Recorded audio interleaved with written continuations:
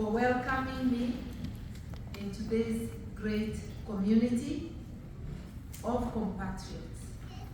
I was remarking today that your passion for Kenya and your passion for our culture, your pride of being Kenyans surpasses those of us at home and what we do at home. You're keeping our languages strong by teaching your children not only the languages we speak, but also imparting our culture in them. By coming together to remember Kenya, you're doing it more than we do because of the nostalgia.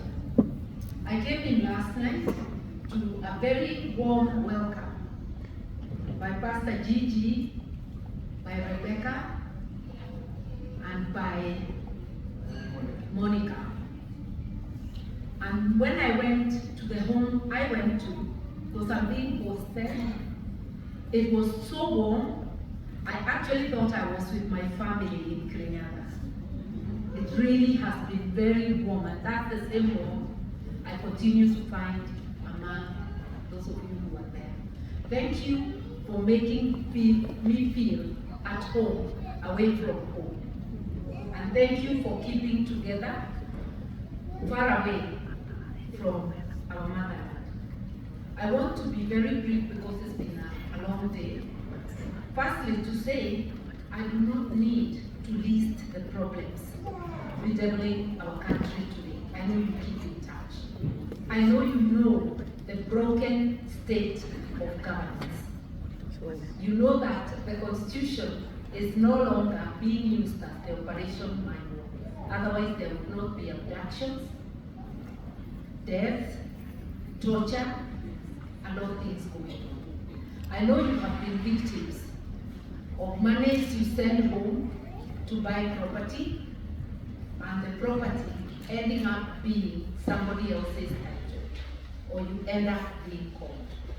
I know that you are subsidizing healthcare when your loved ones at home have nobody else, because NHIF disappeared and the charge sheet is not showing up. I know you are subsidizing education when the system has failed like it has. I know you are subsidizing livelihoods because poverty is on the rise, not on the decline. When working people are being left with so little or nothing on their pay slips that they can no longer feed their families, pay their mortgages, pay for their cars. If you look at the page where auctioneers advertise, you will think the newspaper is owned by the auctioneers. So many people are in trouble. We all pay taxes and nobody refuses to pay taxes. But one of the principles of taxation is that you cannot tax people beyond what they can reasonably bear. Taxation is not supposed to be completely extractive where it brings you down. It is a contribution to the services and to the running of your country. But when you are overtaxed and the services diminish, it becomes a big problem. When corruption becomes the norm, not the exception, and it is official corruption being practiced by those in leadership, those affiliated to them, and their cartels. There is corruption even among the ordinary people. But people give up and revert to that status when everything becomes about corruption. And I want to remind you that Kenyans have in the past helped the nation to fight corruption. If you remember when Mwai Kibaki came in, and when people believed that the country had charted a new path, policemen and roadblocks were forced by citizens to return the 50-100 bob they had been given as bribes. The Kenyatta International Conference Center was recovered by an orderly mob. I'm calling it a mob because hundreds of people entered KICC, flashed Kanu out, did not damage the building or anything. and called the Minister of Information to take over the building. Kenyans can stand and help the state to become orderly, but only when they have hope. And today the lesson here was about faith and hope.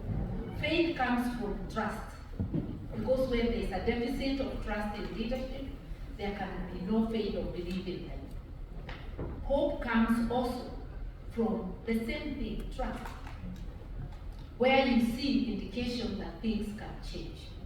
So when you see the ordinary person in the street subjugating themselves to corruption, that you pay that little bit to get done with it, is because they have lost trust, they have lost faith, they have no hope in what is going on. There is something we can do about it. It's not all doom.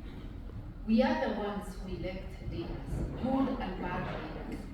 And in Kenya, they tell us, when we tell them, like I announce I want to run, so when we are being interviewed in the media, you hear a caller saying, msitu ni ule ule na nyani ni wale wale. Nikamwambia ndio, ni wale wale na msitu ni ule ule na wananchi ni wale wale, sababu hata wananchi hawajakaa kuja kutoka ng'ambo. Ni wale wale wanachagua watu ambao hawafai, wakijua na wakielewa hao watu hawafai. Kwa hivyo tuseme sisi sote tumekosea kijumla, not individually. Individually you may say I didn't do it, but collectively we have done it. So can we begin conversing?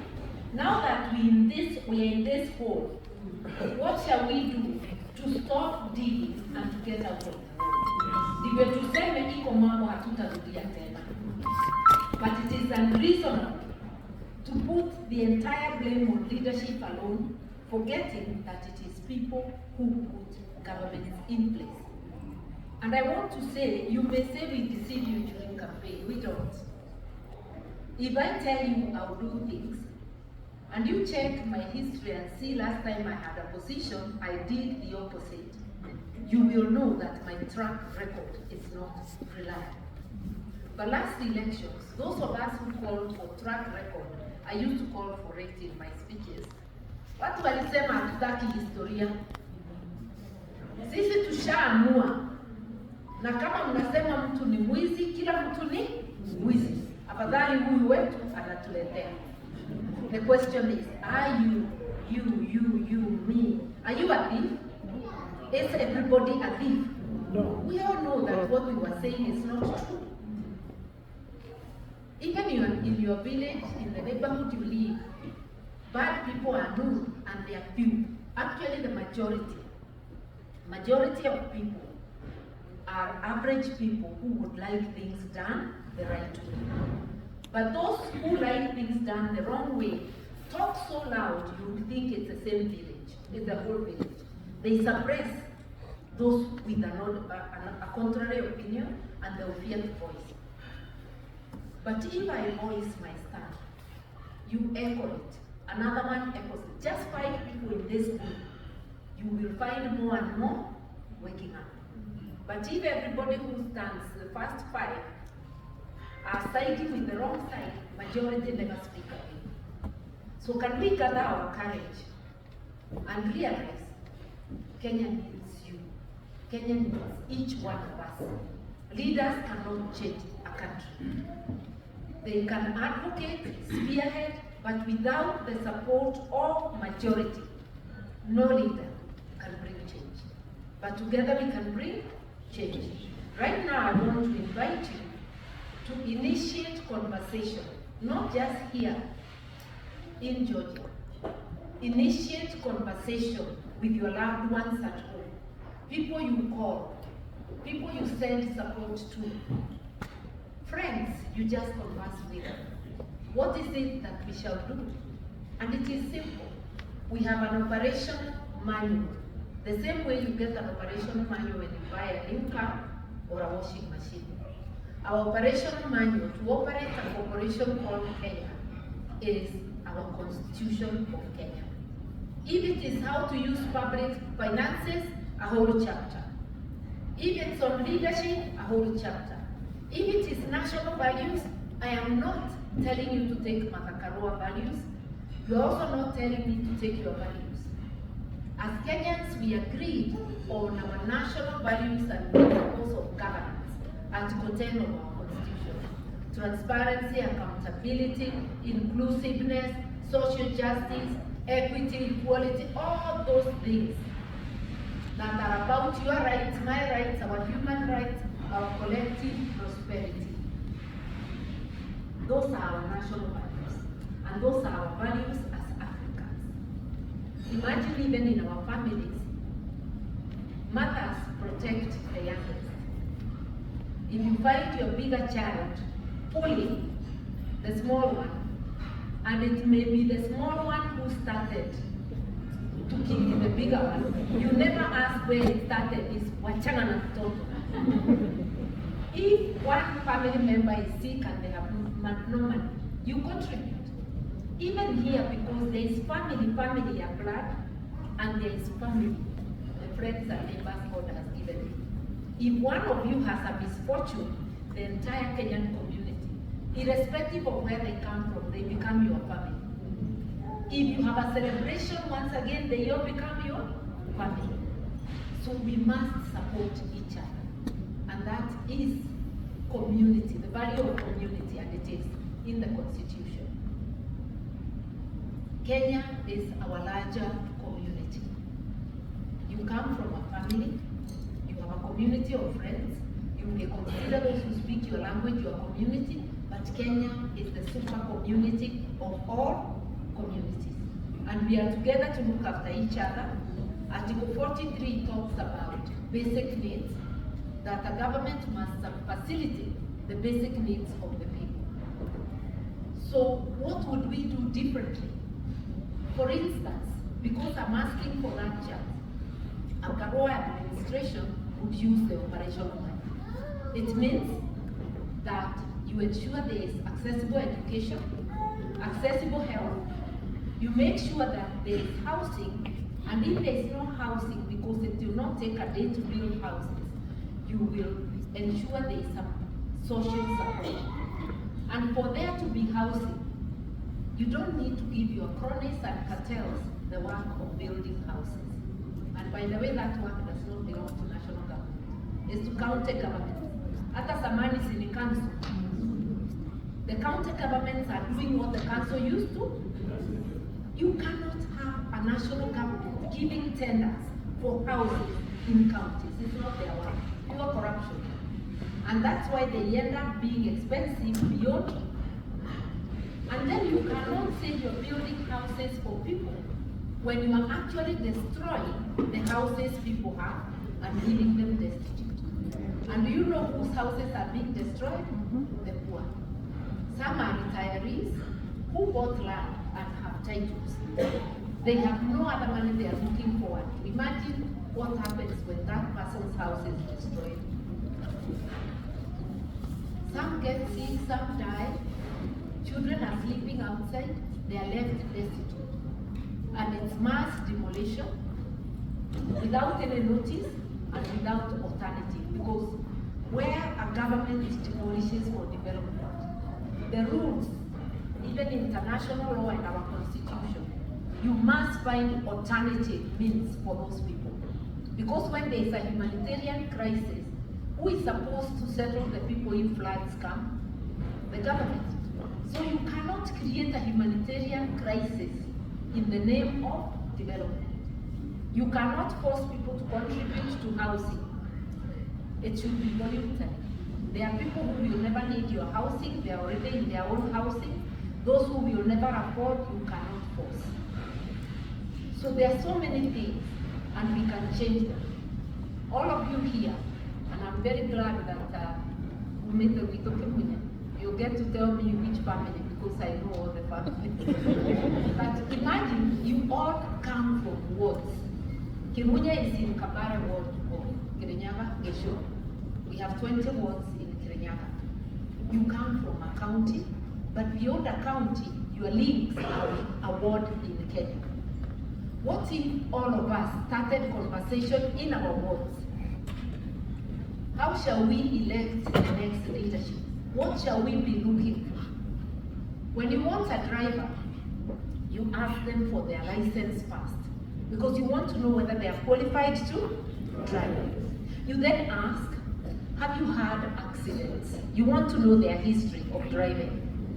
If a guy tells you, or a lady, I've written off 3 new cars in the last 3 months, would you continue with that conversation? Imagine we take leave of our senses for political positions, because if my history shows I cannot be trusted with public issues, ni kama kukwambia I've written off 3 cars, and you are clapping and hugging the person and telling them pass, and you do not want to interview any other. Let us own our collective destiny. Let us agree that we will exercise the same prudence we exercise when it is your personal issue. Collective issues are more dear than personal issues. When they go wrong, they punish many. They punish the vulnerable. Do you know Shashib is causing death? Yes. Do you know people are hungry? Insecurity is causing death. Violation of rights is causing death. Can you see how serious that interview for a public position should be? And public position is not just the presidency. Your MCA and your governor make your county government. And most issues, including health, are for your county government.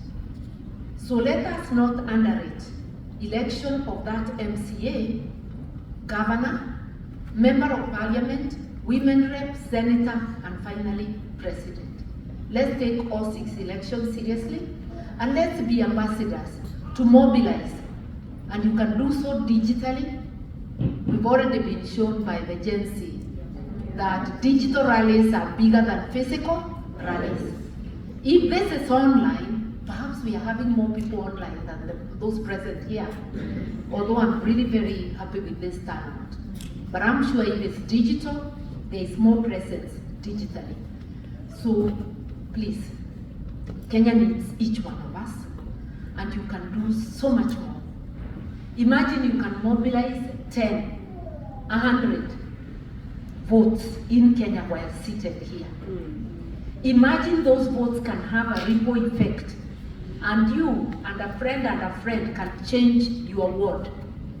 And if several other people are doing the same, you can change a county. And if other people are doing so in their counties, in 47 counties, we can change Kenya. Change will come a ward at a time. And within the ward, a polling station at a time. Then a county at a time. Then the entire Kenya together. Do not worry how we will do it. I want to very quickly talk about the role of money in politics. We need money for logistics for sure, but we do not need obscene sums of money to dish out to voters. Even when we dish out money, only very few get that money. But those few then drum the support of their whatever so much, it fills the air and people are influenced. Imagine you have influence you can use, and between now and this time next year, we will have conversed with Kenya that this time, in order to get out of this cycle, we must elect with our minds and our hearts, not our stomachs. You may not be able to stop a hungry person from taking a 50 bob or 100 shillings note. But if we have hardened their resolve, they will take, knowing perhaps it's corrupt proceeds of their money, but they still will not vote for that person, the way they used to do during the Karua era. Why am I saying we have only 1 year and elections are in 2027? Because the window for reasonable conversation is 1 year.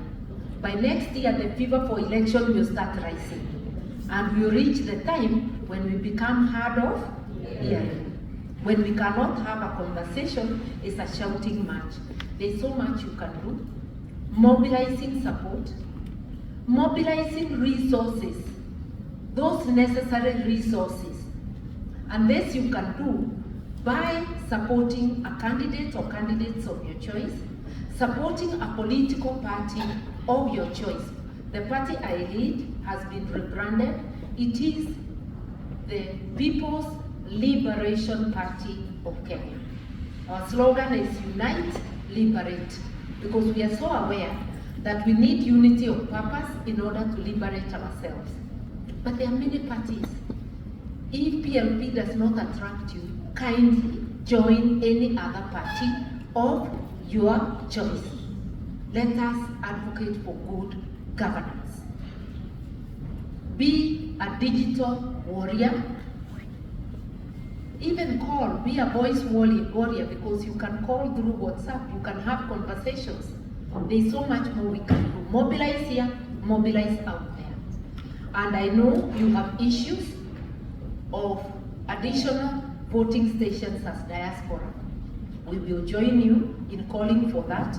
You do not need any additional legislation. Even the 3 that are there, hakuna bill ilipelekwa parliament. It was administrative action.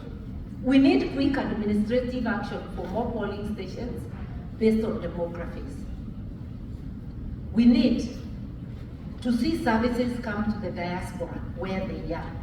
Nothing stops the ambassador sitting in Washington from choosing a period in summer where they go 1 week to each of the states with a heavy population of Kenyans. It is possible to bring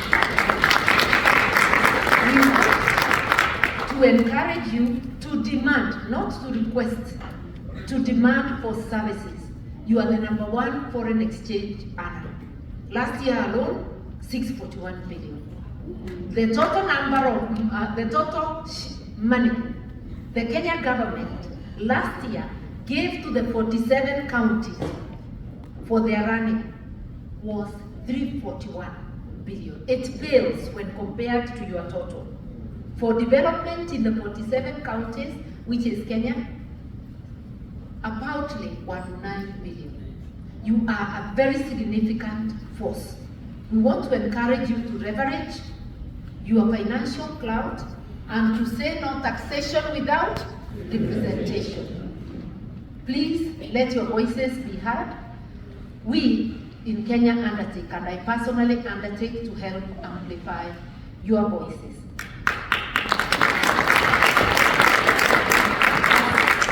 I wind up the political talk and then 2 minutes of the tide. I want to say this, that in Kenya, just like here, we Kenyans have this Harambee spirit. When we want something done, we get together. When you want a road which is impassable, Kenyans get together in the absence of official services, and they can even build a bridge. Like I know Membli Estate built a bridge recently because it had collapsed and the state has taken too long. And I know our country, I see women and men carrying stones to put at an impassable point of the road. Water projects, electricity projects, people contribute. People have even built schools. I just want to tell you, there is only one project we ignore. Siasa ni muradi. Chama ya siasa ni muradi, and a candidate stepping up, hiyo ni muradi yako. Why? You're looking for better governance. And politics is life. It determines the services you get, even your security. Tuchukue siasa, vyama vya siasa, na siasa kama mradi. If you leave me to get money alone, I'll probably concentrate on filling my bag when I get there.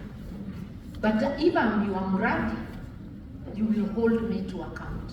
I will owe it to you. And we will be stopping cartels from funding candidates to then demand their drop of blood when we get there. Kindly let us tell our people. Uchaguzi ni muradi wa kuboresha nini? Nchi. Asante.